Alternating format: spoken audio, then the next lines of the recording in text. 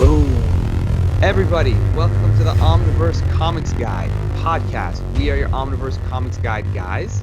See our names? There we are. Woo. How's it going, dude? Mr. Dave, how are you? All right, thank you, Erickson. How are you? You're looking very well. I'm doing good. The sun is shining into the room just about right, so my lighting will go in and out sometimes, but don't fix your computer or your TV. It's just outside, everybody. That's all it is. And we're gonna have this. The sunshine right now is it's good for me because I'm excited about our topic for today. We're gonna be doing a starter kit for the Avengers. Oh, crap away. I've done one for a completely different... No, I haven't. No, it's a good I was watching idea. your face just go, oh, I shouldn't No. want you. I was waiting. I had to play along. With that. But before we get into the subject, I can't forget to remind everybody to press the subscribe button, press the like button, share it on whatever social media you enjoy sharing things on. It always helps, and that's why we do this, is to be shared with people. And don't forget to, and don't forget to also subscribe on whatever podcast platform you're listening on, if you happen to be listening to the show, and visit omniversecomics.guide for your reading lists, reading orders, podcasts, videos, all the good stuff that comes along with being a comic book fan. Mm-hmm. All right, Dave, shall we begin? Let's do it. Let's do it to it.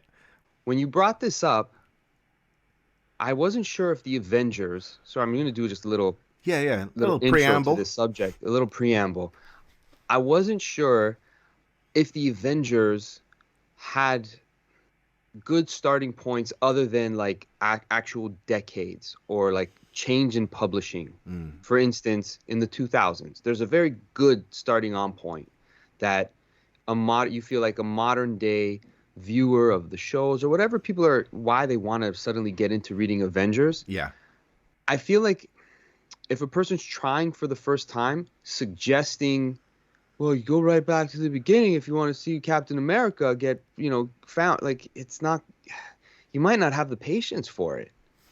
No, it's funny. Perhaps. I was thinking about this today. I don't want to, Yeah. I don't want to like totally trash your intro or anything, but like, it may go against everything I'm saying now. But I find that we don't generally recommend the right back at the beginning stuff more often than not. No. Do we? And it's No. nothing against that older stuff. It's just that Right. for some people, the older stuff doesn't resonate quite so well. It is pretty old, some of it now. Some people love it. Yeah. Some people grow to love it. Yes. So I was trying to decide, without being extremely obvious, which I ended up being anyways, but without being extremely obvious, how would I introduce people to a team with so much history that also spans like generational like norms. Mm-hmm. So the way that the scripting is in certain decades and the ideas that they have, it's like, it's a key story. But so what I did was I went through decades. Okay. Because I feel like there's certain points where if you start here and you like it, keep going. You'll like everything. Uh-huh. And then if you want more of this feel, like here's another classic story. This one's from the 80s. If you like this, just keep going with it from there. Okay. And you'll catch on, right? So yeah, that's cool. Different places where if you can do this, the whole Avengers world is now yours to discover. We'll because open up for you. Yeah. So I'm trying to do it as broad and generic, but also a little bit more to people's tastes or what it is they're looking for. Nice. Because it's also like, if you want to read Avengers up to this point because of the Marvel movies, that you've kept up with the weird continuity stuff that you got to like, well, that's because in this movie, if you're here now, Avengers might be a good roller coaster ride for you. Yeah. Okay. My number one. Just to give context, I'm going to go super obvious. Okay. And I feel like this book, it's not as good as it is, but it is so important, and that's the Kree-Skrull War. Okay. So you read it, and it's a silly story. Yeah. It's got a lot of like, weirdness. It's got some weirdness to it, but that's important to the history of the Avengers, and specifically, I noticed for a character like Rick Jones, if this story because now people are learning what Kree and Skrull is in film. Whereas before, if you never seen it on TV or had those things to reference it, seeing it in a comic book would be like, what the heck is this? This is weird. But now you know that so much of Marvel is built upon this event. Yeah. You got Captain Marvel that's kind of leading the book, which is a pretty cool thing, especially because of the connection with Rick Jones. Like, Rick Jones is the linchpin of the Marvel universe. Yeah, in many ways. In many ways. Everything is connected through this one character. And I don't know if DC has Snapper maybe, Car. yeah, but even Maybe. still, Isn't he more of a maybe. mascot, Snapper Car? But Rick Jones has been a bit more involved. Rick Jones is a direct, like, he affects so many people's lives directly, and Yeah. the outcome Well, of the hero's the origin of the success. Hulk, sidekick to Hulk, Cap, Captain America, side, sidekick to Captain Marvel, yeah, like just that in itself, and a key player in the like. He's like a symbol of what humanity can be. right? Key character in Avengers Forever, Mm-hmm. right? So I feel if you start at the Kree Skrull War, you're gonna get, if I'm not mistaken, Buscema art this time. There's some Neil Adams in there. There's some Sal Buscema artwork. Okay, the Neil I Adams artwork for I think itself. the final chapter is John Buscema, but I don't know off the top of my head. I've read it like 3 times, and I can't. I think it gets choppy in the artists. I think because Neil Adams does a chunk. Because one of the best issues of the whole thing is the issue with Ant-Man. Yep. Forgive the phrasing. Going inside the Vision. It's incredible work. Yeah. And all the Avengers that you're familiar with are here. There's Cap, Thor, Iron Man, Vision, Wanda's there. I think Black Panther's part of the team. Captain Marvel is there. Like, everybody, the usual suspects are all there. So you're going to feel familiar with that. And then the idea of Ant-Man shrinking down and going into the Vision, like, I think everybody would want to see that Makes scene me in the clench. movie. A little bit, right? I thought about it as soon as I said it. I'm like, oh boy. But for Neil Adams to just take that, just for the artwork of it, the Kree Skrull War, that friction that will permeate till now in the Marvel universe. So I feel it's such a linchpin to what everything else becomes if you get into Marvel. That this Yeah. is a great thing to give it a shot, read it, know it just for the reference point. And you just might think it's fantastic, because if you can accept a little bit of 60s psychedelic silliness, this book's got it all. Everything's here. That it has. Yeah, it does. And again, I'm not saying this is the greatest scripted story, but it does takes a lot of chances, and there's so much Marvel history in this time. It's referenced very, very heavily Heavily. in later stories. So, I mean, whether you find you like it or not, I mean, bear in mind when it's written, so it's like 1970, right? 1970, 71. There is a reading order for the whole saga. If you did want to read it as with all the additional bits that kind of affect it, because there's a bit with the Inhumans in the middle, and it helps to have read the Inhumans stories and Amazing Adventures. But if you don't read them, it doesn't matter. And they're actually largely drawn by Neil Adams as well. So, and his stuff looks way ahead of his time. Like, his stuff looks better than some of the issues that are like 50 issues down the line. There's so much hype connected with this book. It's on every list. It's always like the most important Avengers story. And so you read it, but you also realize, like, it's of its time. But then there's that Neil Adams art where you're just like, what happened? I was talking to my boy Adam Chapman the other day at the baseball game, and we were just saying, there's those artists who spend the least amount of time, but they have the biggest impact in the way that character or that world looks. And if they hadn't stepped through those doors, even just for a couple issues, you don't know what the history of those characters would have been if they would have ever still existed. Right? Yeah, would have been very different.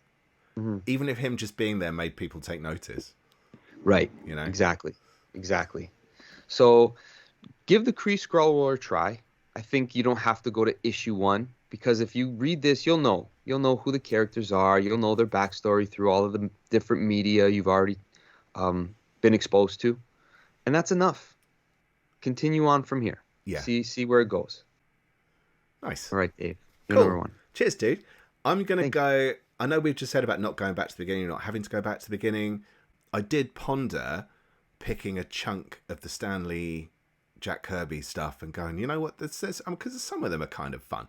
They're Yeah. kind of kooky but fun. But I decided not to. And instead, I'm going to suggest Avengers Earth's Mightiest Heroes, issues 1 to 8. It's a series from 2004 to 2005 by Joe Casey and Scott Collins. It covers Avengers 1 to 16, but it's retold for a modern audience. And it very muchly cements the Wasp as a key character in the Avengers in terms of her naming the team. She is the one that named them the Avengers. I can't actually remember if that's how she does it in the original first issue of Avengers or not. But yeah, so those first 16 issues are essentially compacted into that 8-issue series. It's a fun series. It's Scott Collins, who's best known for his stuff on The Flash for DC. It's a very kinetic style, but it's great. I mean, like there's some brilliant stuff with the Avengers and the Hulk and fighting on a train, and like it's so much more dynamic than, I mean, like you can't knock the King, you know. But the Kirby stuff that was happening at the time, like his style developed obviously heavily as it went on. It's very different to that. It's a lot more kind of cinematic looking. So I think there's a double page spread of this train just crashing as the Avengers and Hulk are kind of battling it out. Yeah, so it takes it right back to the beginning, reassesses where, you know, those characters are now, and like our understanding of who these characters is different now, I think, you know. So back in the day, the Avengers were Hulk, Iron Man, Ant-Man, Wasp, and Thor at the very beginning, with Cap joining in issue 4. But it was just the character dynamics were very different, and this takes the more modern understanding of who they are and puts them into the original story, and you kind of go, okay, yeah, this makes more sense. So if you're looking to start at the beginning, but you're kind of going, that style looks a bit weird to me, it will grow on you, but maybe try can't this start first. there. Yeah. Agreed. Good call. I like that. That's a good way to introduce the crux of the origins of the team in a more palatable, modern style. Yeah. Because it, as beloved and as important as the work is from the 60s, I think you have to develop somewhat of a palate for comic books to be able to go back and take that for what it was. Because if you start there, you're going to be like, what the heck is this? This is silly. It was for kids. Yeah. But it was sophisticated. At 13, I read X-Men 1 to 10. I read Hulk 1 to 6. I was amazed at how it looked and how it read. It was so different, and the style was so different. And at that point in time, it was like 1991. I was reading Jim Lee's X-Men #1. It's just so vastly different from each other. Completely. In terms of the way it's written, in terms of the way it looks. It wasn't what I was expecting. So, and then going back, and like I've read some of the old 60s Fantastic Four now, and I tried them when I was younger, and I just didn't get it. And I try them now, and I'm going like, this is just so much fun.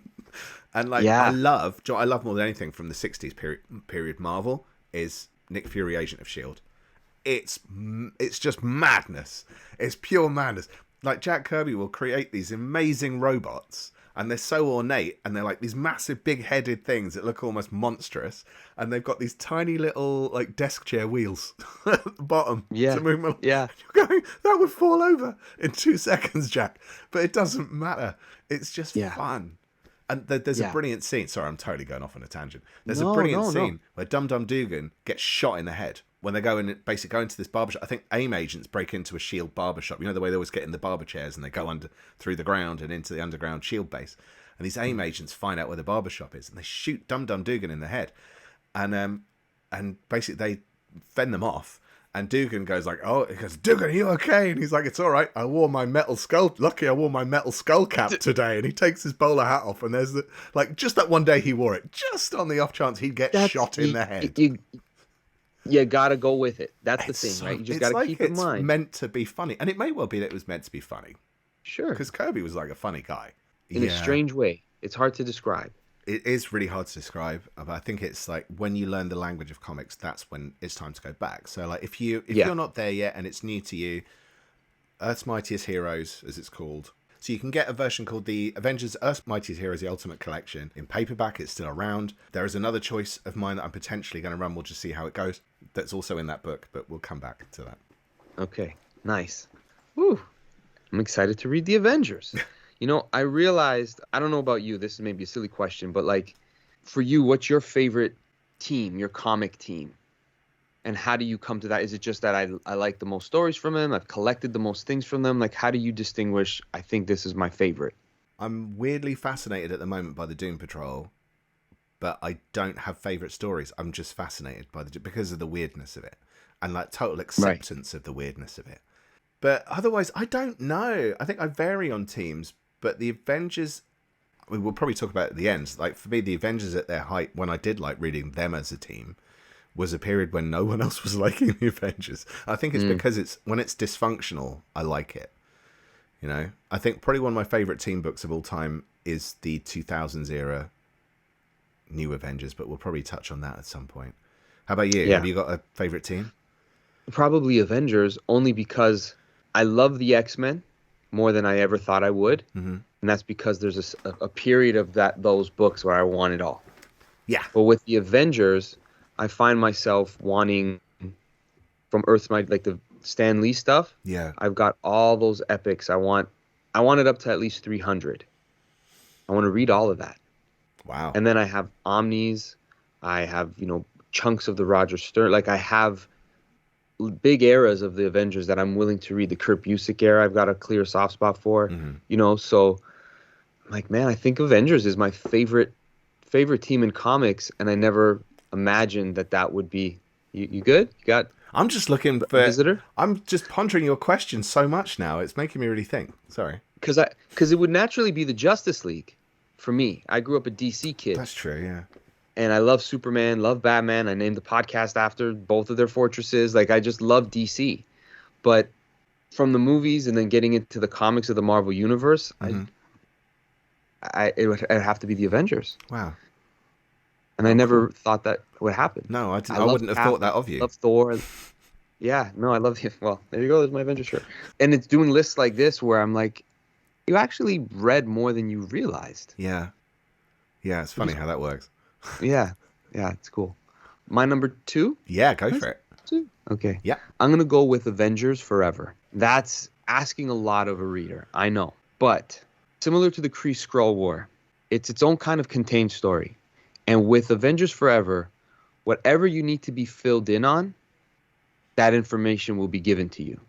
And there's an index at the back that anything that might confuse you, you can kind of see what the reference point is. So it's a time travel story. People are accustomed to that with Endgame, right? They kind of know the Avengers travel through time and multiverses, and there's different versions of them. People have become accustomed to that. And in this case, again, Rick Jones. You've got the Kree-Skrull War with Rick Jones and understanding his importance there. And then now he's in a major Avengers storyline that oftentimes is listed as a must-read, top of the list. The Carlos Pacheco art is amazing. It's amazing storytelling. Yeah, it's perfection. Yeah, it really is. Superhero comics. I think it's probably the best thing I've ever seen him draw. Yeah, it's remarkable, masterclass work. Just for that alone, take a look at this book. Kurt Busiek, who was writing Avengers at the time, did this miniseries with the help of Roger Stern, who is a classic, sometimes favorite Avengers writer to many long-term comic book fans. So this is heavy with Avengers lore. It's got a lot of the pieces of the team will make you want to read some of the future things that come in the Avengers, but it could also make you want to look back and be like, I want to read about this Captain America that was going through this, because it's a cap. This Cap is a very specific time swapped. He's been brought into this adventure at this moment in his life for a reason. And all the characters that play a role in this are picked through the timeline to face ultimately Kang. And people are aware of Kang in the Marvel Universe now. So there's a lot of pieces here that people will be familiar with. It's not a present day Avengers lineup, is it? They're snatched from moments in time as a lineup. Yeah. And they're all kind of from their worst moment in time, largely, with the possible exception of the two modern day Avengers, who are the Wasp and Giant Man. The others are at like their lowest point. The saga that leads to Cap being the way he is in that story is like 1970s era, so it kind of prompts you to go back. It's almost like a catalogue with a story. Exactly. That Exactly. lets you do it. That's why I thought of it. And it'll make you want to say, what was going on? Why was that so important? It's a great place to pick your spots. If you find yourself dipping into it and going, this, because it's really hard I think it's really hard to say. If you start reading it and it is like one of your first books and you're finding it quite dense, maybe hang in, but definitely come back to it. So the first two picks I've given, they're ambitious. So as we go along, I'm going to try to make them a little bit lighter. Oh, okay. But yeah, these are ambitious picks for sure. No, that's cool. That's cool. Well, it's good. It's good to have a mix. I'm going to go not light, and I'm going to surprise myself. Do it. Are you ready? Surprise us. Okay. It is actually quite an obvious choice, but it's the inspiration for the second Avengers film, Age of Ultron. Even though Age of Ultron is the name of an event, the actual influence for it was Ultron Unlimited. Ultron Unlimited. It's Avengers number 0 to 19 to 22, and you'll find it in books like the Avengers by Kurt Busiek, George Perez Omnibus Volume 1, like their kind of Ultimate Collection, Volume 1 or 2. There's the Omni. Marvelous so in this, work what Dave is talking about, assistant. what Dave's talking about, sorry to cut you off, includes the story you're referring to and the one that I just referenced. So this is a great Avengers. Yeah, of course. They're both in that one book. Right? Great pick, by the way. Continue. Oh, cool. No, thank you. This does hark back to certain points in history, but it's also good for new readers. And I think it's where, we could easily recommend number 1 of this run and work your way up, because actually that's pretty damn rewarding in itself. Though I think it really, really picks up in this storyline, Ultron Unlimited. So it's that there was a 0 issue that was, it's not essential if you can't find it, but it's like introduces the story that was in an issue of Wizard as a giveaway, essentially. And then it's back into 19 to 22, and Ultron goes a step farther. Someone who threatens humanity a lot. He's not really done an awful lot to wipe out humanity. So this is the story that addresses that, and addresses the familial connections between Wonder Man, Scarlet Witch, Hank Pym, Janet Van Dyne, technically then War Toy as well, who is kind of obscure by that point. I think she'd only appeared a couple of times. She was a female robot Ultron built, who was based on I think it was the brainwaves of Mockingbird. It's pretty heavy in a lot of ways, but it really is. That George Perez art, the Kurt Busiek writing, these are proper solid superhero comics. I don't think you have more of a definitive moment in superhero comics than Kurt Busiek at this time, with Carlos Pacheco, George Perez. Like, this is a really, really solid pick, because the stories are even heavier than the movie, I think. Oh, I'd agree. It's funny because they're kind of both to me, because it's so kind of primary coloured, and it's everyone, it's those superhero costumes in that very classic way, and it's almost classically written by Kurt Busiek. It's still, subject matter wise, it is dark. It really is. It's super dark, and it's 4 issues, and it's a nice little chunk in time. But it's kind of fun, but also pretty twisted. Yeah, no, definitely. All right, you know what? It's hard not to list this. If you go into a comic book shop or into a bookstore, or even look online, and you want this story, you're not going to search for Avengers. You're going to search for the Ultimates. You'd be remiss not to mention that. Yeah. Just because Mark Millar and Brian Hitch. Yeah. It's very complete. They got 2 of their series, issue 1 to 12, and I think 1 to 13. It's 1 to 13, and then there's Ultimates 2, 1 to 13, I think. Yeah, and you get just the right amount of reading to get a. There you go. Very nice. Great. It's a great omnibus, because everything pays off. There's a huge payoff. Some of the characters are a little different, but there's a lot of things that directly the Marvel Cinematic Universe takes so much from this series. It will be hard to miss it, especially Nick Fury, for instance. Yeah. Right? What would the world feel like if there really were people like this? And it does it right. It's the Authority, basically, but done as the Avengers. And I know that's a little bit, what's the Authority? But the Avengers are kind of intense. It was the two creators who did the Authority. So exactly, the artist from the first run of the Authority with the writer of the second run, or second chunk, when they switch creators, they pick those two. They essentially give the Avengers a cinematic authority-like feel, and they kick ass and take no crap. But the one of the best things I think about it was that the idea that they formed this team and it cost millions and millions of dollars, and they give them a big old base that's this phallic symbol by the water in New York, I think it is. And then they're going, we haven't really got anyone to fight. It's great.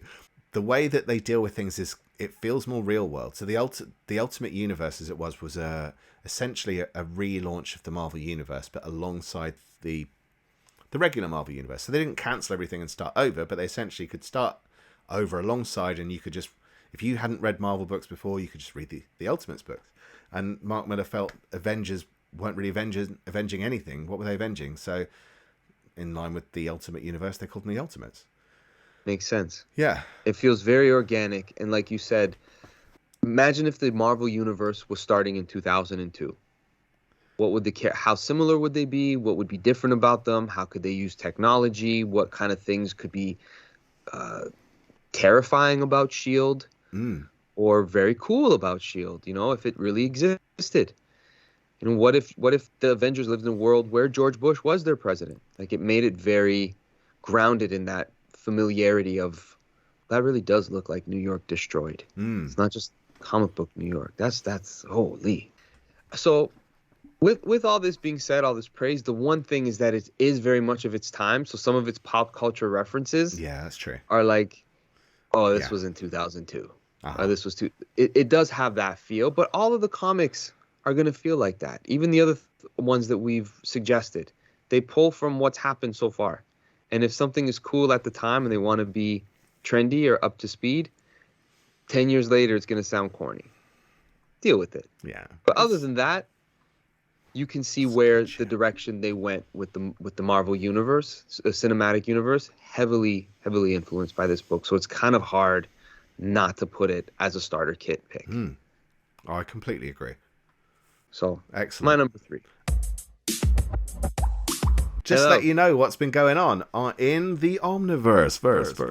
The kids' pages have been updated. We talked to people at cons, and they were saying, like, I want to get my kids into comics, but I don't know what to recommend to them. And nothing seems to resonate when I give them, my stuff. They go, well, don't give them your stuff. Give them what they're interested in. The idea is it's broken down into areas that might find their interests, and then you can kind of steer them towards that. And it's broken down by age range as well a bit. So there's stuff to recommend to your kids or your friends' kids or your nieces and nephews and whatever to help get them into comics. And if there's any suggestions you've got and you think there's something that we should include, let us know. Like, tell us what we can add to it, because it's difficult. There's so much stuff. What's good? Right now, you can get last week's live episode, which is fully edited and whatnots, which is our incoming October 23. So you can go and get our 10 recommendations for what's coming out next month. There's a really random little Valiant event called the United, which takes place after Armor Hunters. This is building up towards the first chunk of the Valiant Universe reading order, which I've been putting together for some time, but I'm literally reading every single comic from that in order to get this right. There's the recorded live Jason Fabok, Brad Anderson, Three Jokers. So it's sort of the origins of Three Jokers, where it came from, what it was potentially going to be, what it ended up being, and what it still could be. And I would, sorry to cut you off, I would suggest, while if you listen to it and you're a fan of Three Jokers and you own Three Jokers, pull it out, the Three Jokers book. Take it easy with Whip that. It out. Dirty minded. Pull out the Three Jokers book, because there's some references there that you can kind of see what they're talking about in their design and their coloring, all that kind of stuff. So it does help to have a couple visual cues. So do yourself that favor. Go ahead. Sorry, Dave. That's a podcast exclusive as well. So you won't find the video for that on YouTube. No. It's just on the podcast. The other thing that's been added as well is part 2 of the Batman Origins reading order. So this is now all the stuff that leads into Legends, which is the first post-crisis DC Comics event. So it's essentially the beginning of the new continuity from the 1980s. So it takes all the stuff from the untold tales largely that come up much later, from largely Legends of the Dark Knight and Long Halloween and Batman Year One, which did come out earlier, as it came out at the time. But it fills the gap between Year One and Legends, and it's 2 reading orders worth of stuff. And it's not just Year One, Long Halloween, Dark Victory. Off you go. There's some other nice suggestions in between. I will read out a comment from a Mr. Omega Bread, who I think I've heard of before. He says, love, love, love. Love, love, love the Batman reading orders. Such an undertaking needs to be celebrated. It's truly awesome work. You're right, and thank you. No, I'm glad that people are liking it and using it. If there's anything you think has been missed, please do let me know. I'm open to any suggestions for anything that may not have been included or you consider to be incorrect. Older comic fans, let's face it, like myself, should be helping younger comic fans get in and helping each other find their way through. And I'm hoping we can do more of that in the Omniverse. That's why we're here. It's what we're doing. Okay, you're number 3. My number 3. I'm going to cheat a little bit. Do I cheat a little bit? Yeah, because you took one of my favourites, and now I can't talk about it. Cheat. I'm going to cheat. Yes. So, this is going to sound incredibly familiar. It's Avengers, Earth's Mightiest Heroes, number 1 to 8. But it's also known as Avengers, Earth's Mightiest Heroes 2, number 1 to 8. So, this series was a follow-up. It was by Joe Casey. Oh, echoes of the past. Didn't I just say all this? And Will Rosado. So, it's a different artist on this one. And it covers Avengers 58 to 61. But in 8 issues. So it expands it and adds a Black Panther villain to the mix as well, who's never been in anything else. So it's some bonus material in there. And that's the period where Vision has just joined and when Hank Pym first goes crazy. You see, your picks sound like it's the same thing as the last time. But what's so good about it is that they're classic, essential Avengers stories that are people are going to get to experience for the first time in a more palatable way. It's got a little extra seasoning to it that can make it feel like, oh, this was important. Because if you read it back then, it's still good, but you've got to switch just the way that you speak in your mind. Yeah, right. It's a brain gear switch. I think it's when Roy Thomas really started to get it together, because he reads some of those issues from what I'd say like around about issue 50. I've read some of that stuff and it's weird. Some of it is very, very weird, but I think that it gets a lot stronger around that time when Vision is joining. So I mean, by all means, if there are people going, how dare you suggest an alternative to the original, you get purists, fine, read the originals. I'm literally just said that it's in Avengers 58 to 61. Go find them. If you want to read them, read them. If you want to read a modernized take on it, then read Earth's Mightiest Heroes 2, 1 to 8. So the last miniseries I mentioned, which is Earth's Mightiest Heroes 1 to 8, and that one, all 16 issues are available in paperback format in Avengers Earth's Mightiest Heroes. I think it's called Ultimate Collection. On the topic of Earth's Mightiest Heroes, though, I will also mention a little side recommendation.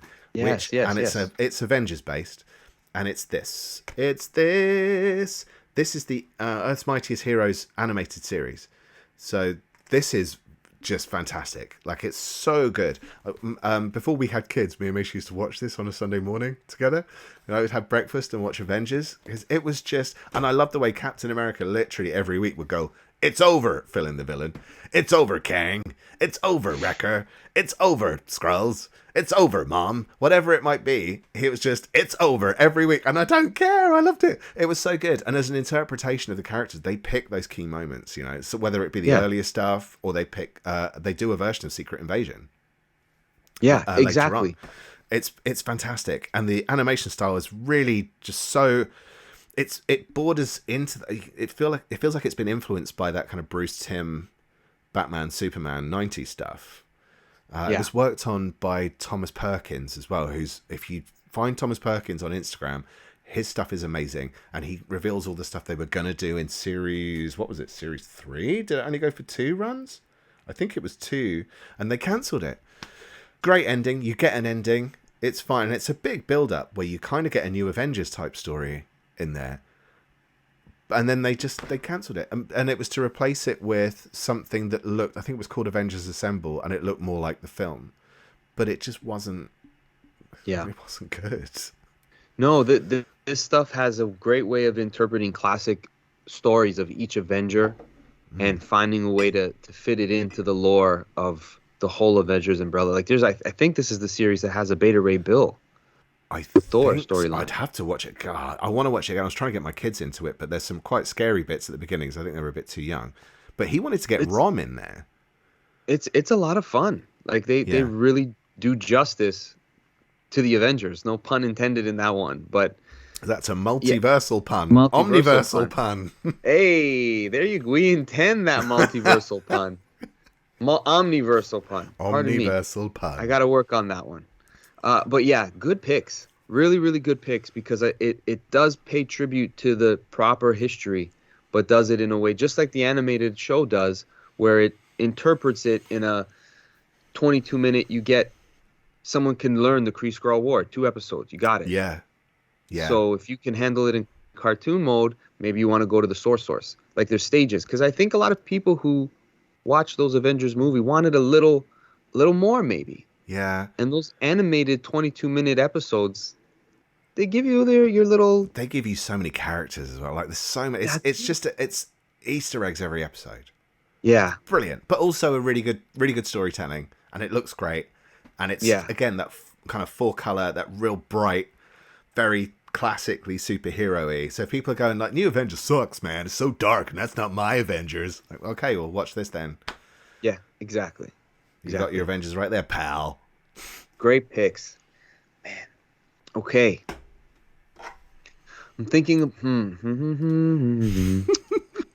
I'm gonna leave maybe a favorite or like a deeper cut for the end. Ooh, but I'm gonna do one more. That out. Maybe.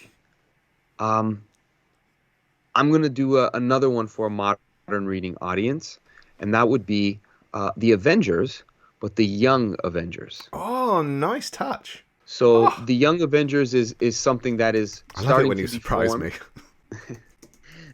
The Young Avengers are characters, again, that people will be familiar with if you've just been watching the movies or the TV shows. These characters won't be brand new and unfamiliar. True. These stories are very, very strong.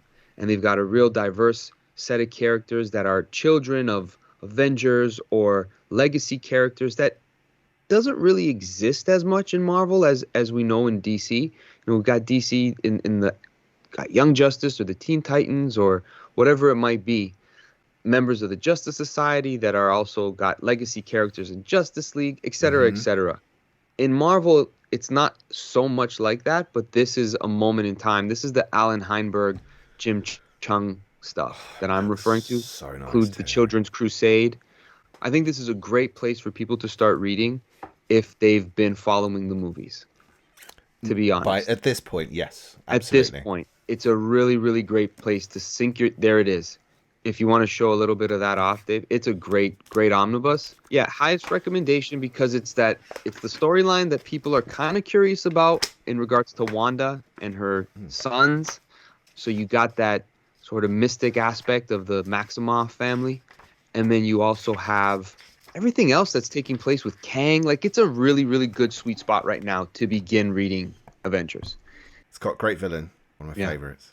Some nice reveals, really unexpected, and it was one of those titles, like you say, because like we didn't really do sidekicks in on the Marvel side. Everyone just went when they advertised it. Everyone went, "This is gonna suck." Like, just give it a shot. And I remember buying those issues and absolutely loving them. And it was around about the time of New Avengers, wasn't it? Basically, I think it was just post. It takes place before New Avengers #1, but I think it was pretty much the same time it came out. And it's just beautiful to look at. The dialogue's great. Yeah. This Avengers team that's featured in the book was at the time being written by Brian Michael Bendis. I'm not sure if you're going to refer to any of those stories, but this is a more modern 2000 era version of the team. So it'll be very comfortable to step into these books and feel up to date in many ways. So Alan Heinberg, Jim Chung, it's a bevy of strong artists. The events surrounding the Marvel Universe at that time are all being mentioned, and you're knowing where these characters are. Yeah. As those things happen. So it's you'll get a really nice, complete story. And the relationships, it's very soap opera-like. It's addictive. It will make you, again, kind of like that Avengers Forever feel, or the ones that you recommended from Joe Casey. You'll want to look back, like, what are they referring to? Yeah. Why is everyone so mad at this character? Yeah. Right? And it's not as unforgiving as some things where you open it and you're going, sorry, what you talking about when? It's fairly self-explanatory. It's very forgiving. So it's very accessible. Really accessible book. Yeah. Awesome. You're number 4. Go, my friend. I'm going to drop a number 4, and I'm going to go with Kang Dynasty. Wow. But I wasn't sure if I was going to do it. I love this story. It's the 2 stories I normally say. The 2 stories from the Busiek Kurt Busiek run are Avengers Forever and Kang Dynasty. Although I often forget Ultron. And actually, weirdly, it's normally BC Scrubs that reminds me, like, just occasionally, like, it comes up in conversation, and when he's messaging, they go like, oh, crap, yeah, I keep forgetting that story. It's so good. But Kang Dynasty is great. I think it's probably the second best Kang story after Avengers Forever. But from an accessibility point of view, if you're not sure, you could always go back and read Avengers Forever if it is too dense or the history is too much. Kang Dynasty doesn't worry too much about that. So I would actually, a book came out recently that was it was just a trade paperback collection of the Kang Dynasty. That's the book, but they left out the first 3 issues. So Kang actually arrives in this point in time during the 3 issues before, when there's like a multiple Hulk rampage thing going on. They should be included because they're kind of part of it. They're kind of a prelude to it. So yeah, I'd say like issues 38 to 55, and somewhere in the middle of there is a woman coming to the thing, is Avengers Annual 2001 as well, which kind of clears up the weirdness of what's going on with Hank Pym, and that's where you kind of do need to read Avengers Forever first because it does relate back to that. Anyway, trying to spoil too much, so I'm being careful with my words here. He comes back in time. He's got a son with him, Scarlet Centurion. Those who are familiar with their Avengers history will know that there's already been a couple of those. Well, there's been a Marcus Immortus, and there's been a Scarlet Centurion, and this is an amalgam, and there are explanations as to why he exists. But he comes back and he's essentially offering to save the modern day from all the horrors that are to come. This is going to happen. This is going to happen. This is going to happen. And some of it starts happening, and it starts happening at once, and it's happening all over the place. And he's basically going, give me all to, put me in charge, and I'll rule, and I'll protect you from all this stuff that's coming. And they're going like, no thanks, Kang, we're all right, mate. And they're fighting off all this, and there's loads of Avengers at this point, and there's too much stuff coming at them at once. So what happens? What are they going to do? And essentially it results in a war with Kang, and it is a global thing, and there are characters coming in from like deep cut Alpha Flight references. Well, not deep cut Alpha Flight, and a major Alpha Flight villain actually, but if you don't know your Alpha Flight, it's deep cut. It's nuts. There's loads going on. There's even like an Ultron tie-in, skip that one, that exists. Don't worry about it. It's not that good. And it's long, man, but that was a time as well when they stopped doing crossovers. People were just going, they were going, do you want to tie into this Kang Dynasty event? And people are going, no thanks. Because I have a soft spot for the entire Busiek run. Clearly, I got the omnibus. I got it up top there. Yeah. I love that run of Avengers. It's the reason why I wanted to read everything else. It's very referential. It's so many things there that will make you say, okay, I got to know what that's about. And here's the thing. I thought about doing Kang Dynasty, and I just thought, you're just going for because you like it, and it'd be too hard for people to jump into. But with the internet today, it's very easy to catch yourself up. Much easier. It's so easy. So as far as how good of an Avengers story this is, up there for the best. Up there for, it's nominated for one of the best ever. Yeah. So very good pick. Yeah. And like you said, a lot of moving pieces that you get a full story. 15 issues. Lots of story. It's a lot of story. And the one thing about it, though, there's a lot of payoff from the earlier issues, and that's where we're saying, like, if you go back to issue 1 of that run, would he be better for it? Probably, because it will all make a lot more sense. And it's a relatively self-contained run. There are a couple of little crossovers in there, but in most collector editions, pretty much all collector editions that run, the stuff you need is included. Like the Live, Cree or Die, all the issues are in there. That Juggernaut storyline thing that was a bit weird, that's in there. It's there. Just read it and have fun with it, because some of it's wacky, crazy stuff. Some of the villains are a bit odd, but it sort of suits that 70s feel of it, and that's why it was so popular, I think, because some of those villains have never come back, or you've seen them kind of background in other stories.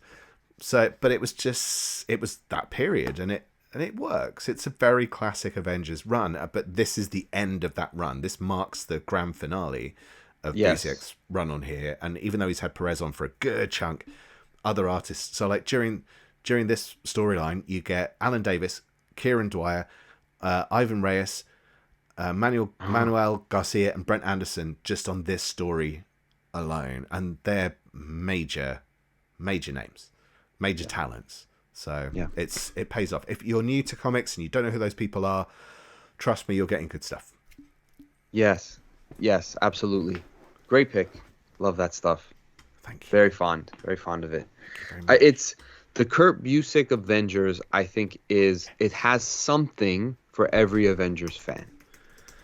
It does. And Omega Bread just mentioned in the comments about the silent issue, and I totally forgot. I think it's issue 48 of that run. It's key to the story. It's a pivotal moment of the Kang Dynasty storyline. And it is really good. It's really, really good. I totally forgot. Thanks for the reminder, dude. Yeah. Very good pick. All right. One more. So I'm going to go with one that is a little more steeped in Avengers history, that will make you, will appeal to what you know about the team already, right? I'm always thinking from the angle of a person coming in for the first time, and what they know about the team is from multimedia and other formats. Mm-hmm. So the one I'm going to go with is Knights of Wonder-Gore. Weird. I was going to do that. I was going to choose it. It wasn't on my list, but I hovered on it. Yeah. I mean, it's a weird one. Dead foot again. And I'm really surprised that they kind of pulled. You got to stop sitting on your foot. I like sitting on my feet, but like, it's just, it's gone weird. I accidentally touched something. You're such a dork. Yeah. All right. Here's the Knights of Wonder-Gore trade that I have. Excellent. I think these are going to all be collected very soon in epic collections. Yeah. Which are nice and meatier ways. This is another, I think, cover of the John Byrne art at the time. I think that was Perez on that back cover there. Yeah, you're right. Was it? You're right. I think you're right. Oh, my foot's gone really weird. It's gone right up my leg. Sorry. So nothing professional. I'm trying to remember in this particular collection. I know John Byrne. Yeah, John Byrne is the Byrne penciler here. The primary penciler, I think. I think it starts Perez and it's mostly Byrne. Yeah. Unless I'm mistaken. And so Dave Michelinie, who's very famous for Amazing Spider-Man and Iron Man books. This is his little stint on the Avengers. Mm-hmm. It gets a little bit controversial in the issues that follow this event. Yeah, 200 is particularly, yeah. But this is 181 to 187, so it's old comics, right? It's almost 40 plus years old. 70s? It's about as old as that guy from that Omniverse thing with the beard. Yeah, about that old. Yeah. But again, it really digs deep into the familial ties of Wanda. You're starting to see her dark side begin to have where it comes from, what it's connected to, what it's, those powers manifest themselves. It is a dark Avengers story, but again, a lot of Avengers history, Wonder-Gore Mountain. I can't believe that's a thing in pop culture now. Is it? Is it in pop culture? What was it in? I haven't seen a lot of the films. Guardians of the Galaxy. Well, it's in Doctor Strange. Yes, right? They did a version and of then, it in, it's a bit different. It's different, but you're also getting a little bit of this will make reference to other things that I think people are familiar with in regards to Wonder Gore Mountain or a High Evolutionary in the Guardians of the Galaxy. Like, this is another sweet spot, kind of like the Kree-Skrull War in a way, not to that extent, but you're going to get things that will be heavily referenced to if you continue reading other Avenger, I was going to say Ultimates, Avenger stories. Yeah. Right? Especially in the history of Wanda. She becomes, like in the Children's Crusade, what I just referenced with the Young Avengers. You're getting, this is a pivotal moment in Wanda Maximoff, Scarlet Witch's history.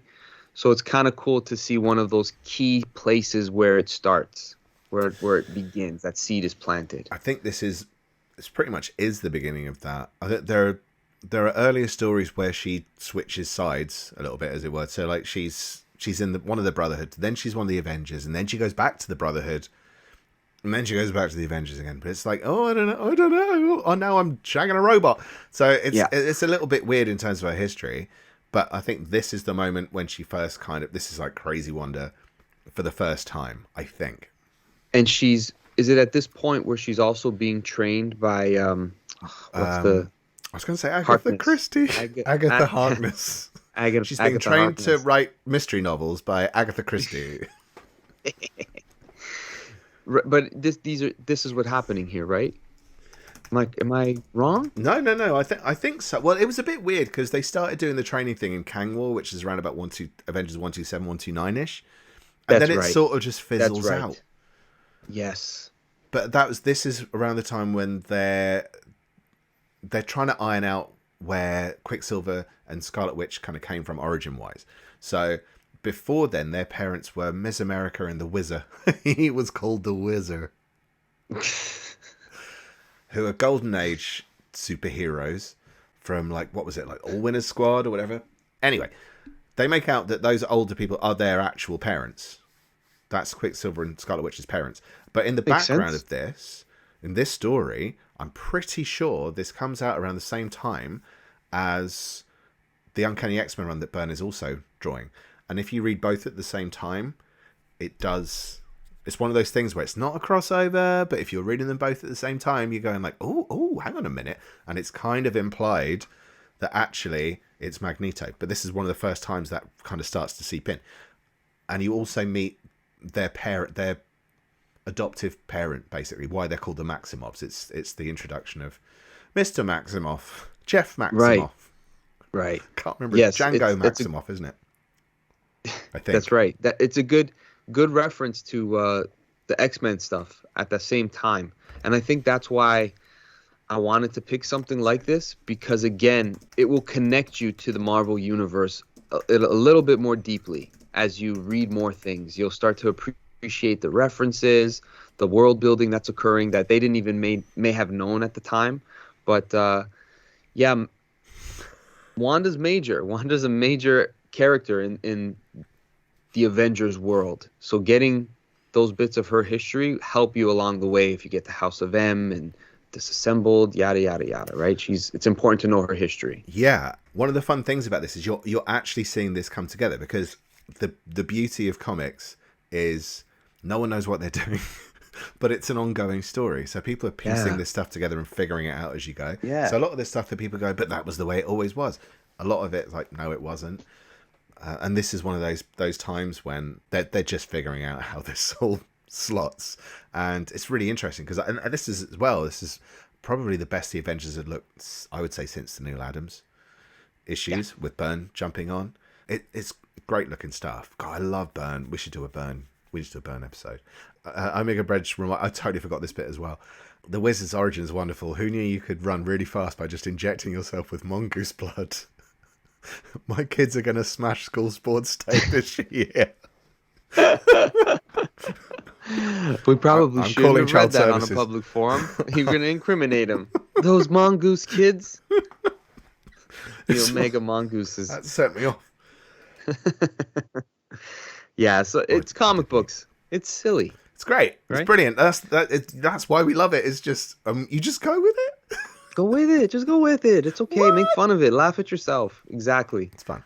So yeah, that's a little bit of a deeper cut, but that'll be my number 5, and hopefully it'll get people to stay on for the ride. Those are my 5. I could have done done so many more, man. I wish I could redo the list again.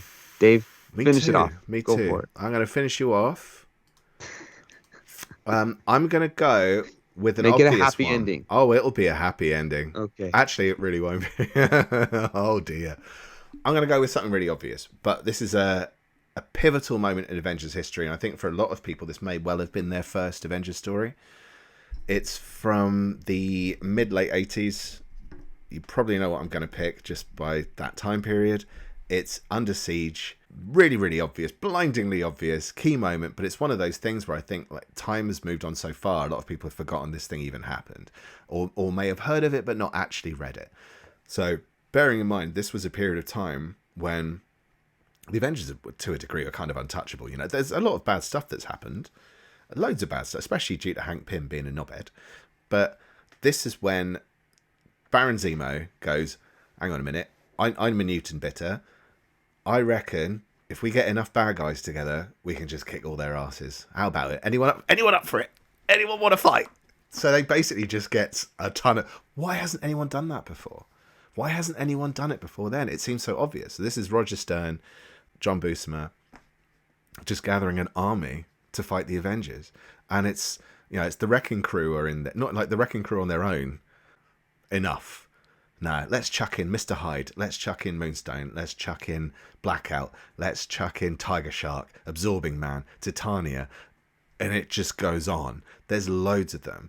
And they just storm the mansion and come up. You know? This hasn't been done. Cap's prisoner. Baron Zemo does stuff to really upset poor Steve. And it's great. And they're actually like the showdown bit is like such a bizarre selection, really, of secondary Avengers and even someone who's not really one of the Avengers at all, who ends up being a bit of a key player in the story afterwards, which gets very weird, but we won't go into that. It's great. It's a really important piece of Avengers history. It's a really important piece of Baron Zemo history as well. He's pivotal to this, and it does then, if you haven't read Thunderbolts is going to start getting really big as of this year, I think. Is it a TV series or a film they're doing of Thunderbolts? I don't even know. I'm not sure. Its name recognition is going to get big. Yeah, for sure. I think what it's going to be is going to be very different to what it is based on. So if you want to read the comics first, so this is kind of an Avengers Thunderbolts recommendation. Read this storyline. It's great.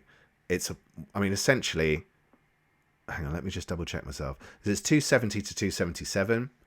There are other tie-in books you can read alongside, but for the most part, again, you don't need to. Just read those. And then jump ahead. If you want to understand Thunderbolts, go and pick up, well, there's Hulk issues and Thunderbolts #1 and Marvel Universe #1, Tales of the Marvel Universe. I'm going to do a Thunderbolts reading order, obviously. I'm going to do the pre-Thunderbolts reading order in one big thing, and I'm going to do Thunderbolts. I love Thunderbolts, but that's the original run of Thunderbolts is where it's at for that. It's that Busiek, Mark Bagley, and eventually Fabian Help. Nicieza. I knew you'd know it. Knew you'd get it. You know what I don't think I pronounce it right either. I'm not even going to try anymore. I always feel like I'm just going to upset him. It's great stuff, and there's a kind of a real classic Marvel to it because it's Kurt Busiek as well, and he knows his history and he loves that stuff. So that's the Thunderbolts you really, really want to make sure you read first. Don't jump ahead and read Red Thunderbolts or the Dark Reign Thunderbolts. There's so many different incarnations where they kind of whack Thunderbolts on. Yeah. For read that original stuff. That's where it's at. It is. For sure. Great cliffhangers, great stuff, but it all stems from Under Siege. You need to read Under Siege. It's probably, I'm not even going to say what I was going to say. Go read Under Siege. It's the groundwork for Thunderbolts. Yeah, and I think that's the important thing, right? Is I looked at this list, just trying to put mine together, and I'm rethinking, like, I could have gone just the Wanda storyline. Because if you just follow the Wanda Maximoff story, the key moments, you're still going to hit a lot of the stuff we mentioned.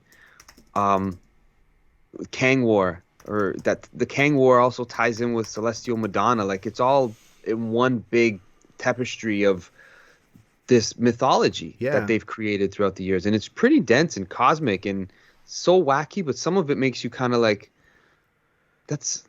where are they getting this stuff from? Some of it was during a time where they were on psychedelics, Yeah, clearly. right? Yeah. And but there's some stuff that's just like it literally like Final Threat. We've often talked about Final Threat together. I was thinking Yes, about we have. Oh my right. God, I didn't even. There's Oh, just so much. That's why I said I could do it. We could do a go through Wanda's life and then also follow the Thanos connection of like there's just so many ways you could go about it. yeah. But these picks, I think those Joe Casey ones, I think are real brilliant picks. I will just say as well, like Marvel Man just said Under Siege was brutal, and he's right. It's one of those things as well that I forget how brutal that was. That's the thing, right? That's the sophistication of these books is that there's stuff where you're like, well, that's just silly. This is for kids. And then there's this other stuff you're like, this isn't for kids. No. This isn't for kids. No. This is pretty deep. This is pretty terrifying. I would not give this to an 8-year-old to read. But I could also see why it would capture their imagination. Yeah, it's deep. It's dense, this Avengers world. But it's a ton of fun. Good. I could talk about this all day. Sorry, everybody. That's what we're here for, dude. Fun. Don't apologize. Oh, no. I just love the Avengers more than I realize. Oh. Comics, especially. Yeah. This is fun. This was fun, Dave. Thank you. Hope everyone enjoyed, and there was some favorites that we picked. And if there's anything that we didn't cover that you feel are great places to start, mention them. We'd be happy to share. We have one in the chat. Heroes Reborn Avengers. It's catastrophically awful. This is from Omega Bread, but you don't have to have any prior knowledge to get into it. Yeah, that's true. It's true, but it is truly awful. Well, funnily enough, I thought I was going to stick it on the list just to be a dick. So thanks for being a dick for me, dude. I appreciate that. It's because you don't need to know anything. And I actually got a little love for the first 2-3 issues, that Kang story, the way it introduces them. Should I give it? It's 12 issues, right?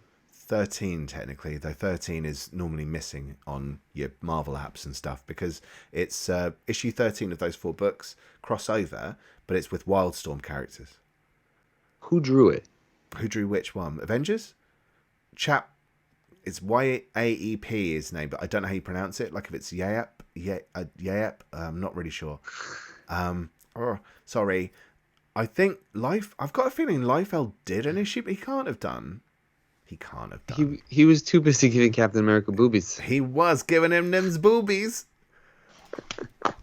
I will find out, but I probably will drop it in the Discord if people want to jump in our Discord. If you do want to jump in our Discord, hey, a little mention for the Discord there. All right. Dude, hop in. The links are all up to date on all our socials. Just jump on there and you can get into all our various social platforms where we just shamelessly put ourselves out there. Nice. Thank you to everybody who participates in the Discord. Always appreciate the input and some of the recommendations people give me because there's so many comics I haven't read, so this is fun for all of us. Yeah. Dave, another starter kit in the books. Thank you. If you guys have a recommendation for another character we should do a starter kit for, we'll try our best to come up with one for that. Don't forget, hit that like and subscribe button as you mosey on out of here with us, whether you're on Twitch or on YouTube, whatever platform it is, listening to your podcast, as well, omniversecomics.guide. Everything's there. That's the spot. Come hang out. All right, Dave. Peace. Sayonara, my friend. Goodbye, everybody. Thank you for coming out. Auf Wiedersehen.